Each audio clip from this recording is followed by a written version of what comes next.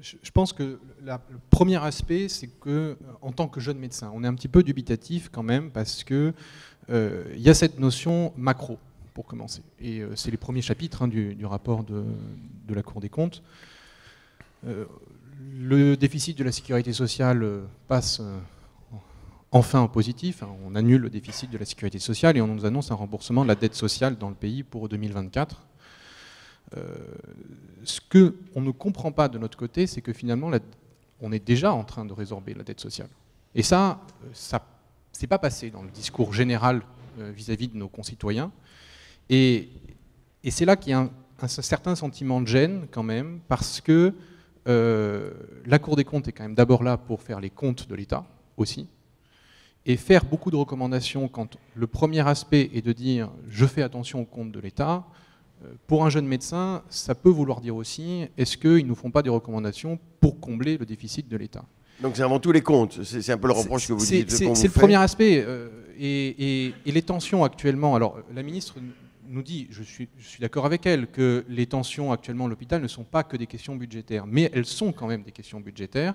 Et on sent, et vous l'avez dit d'ailleurs dans le rapport, que l'hôpital est un peu à bout, qu'on a fait une grosse politique de rabot, qu'aujourd'hui sans transformation, on n'arrivera pas à gagner plus d'économies, puisque finalement, ce qu'on a gagné sur le déficit de la Sécu, on l'a perdu sur le déficit des hôpitaux, donc on a fait un transfert d'argent.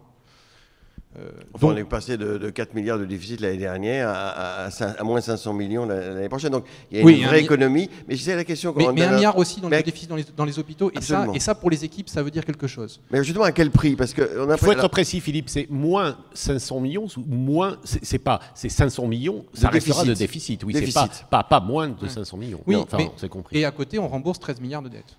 Donc finalement, d'une certaine manière, on est en positif. C'est pas dit, parce que c'est pas présenté comme tel, mais d'une certaine manière, on est en positif. Alors, il ne faut pas se réjouir de ça. Il reste quand même 13 milliards de dettes. Non, mais en il en reste 150 milliards de dettes. Quand on aura apuré la dette, le fait qu'on rembourse la dette 13 milliards par an par des cotisations. Voilà. Donc vous avez raison, on est en positif. Donc est-ce que le sentiment de Jean-Baptiste Bonnet, c'est est-ce que vous n'êtes pas la Cour des comptes et pas de la santé publique et de la réorganisation? On est un peu les deux. Je dirais, les comptes par définition sont le reflet de la façon dont le système de santé en l'occurrence fonctionne. Un point quand même, les comptes c'est beaucoup plus large que la santé. Je rappelle que quand on parle des comptes de la sécurité sociale, c'est la santé, les retraites, la famille, les accidents du travail. Bon. Et donc, quand on parle de déficit ou d'excédent à venir de la sécurité sociale, c'est au-delà de la santé.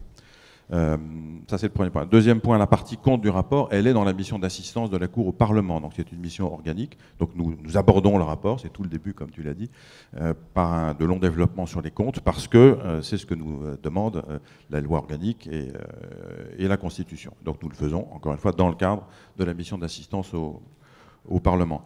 Troisième observation sur les comptes, si vous me permettez, lorsqu'en 1996, après une réforme que chacun a à l'esprit, fondatrice dans une certaine mesure, le plan Juppé, voilà. Je ne parle pas de la partie retraite du plan qui avait mis tout le monde dans la rue, mais de la partie sécurité sociale, santé.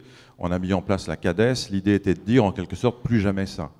Et on a versé à la CADES 35 milliards de déficit, qui constituait donc à l'époque la dette sociale, en disant voilà, à partir de maintenant, la Sécu sera à l'équilibre, un petit peu comme on le dit aujourd'hui. Dans les 10 ou 15 années qui ont suivi, en fait, ces 35 milliards sont devenus 280 milliards de déficit. Donc tout ça pour dire que non pas qu'on n'a jamais fini de rétablir les comptes, mais je veux dire qu'on n'a simplement jamais fini de faire des efforts d'efficience. Par définition, il faut tout le temps chercher à être plus efficient, plus efficace.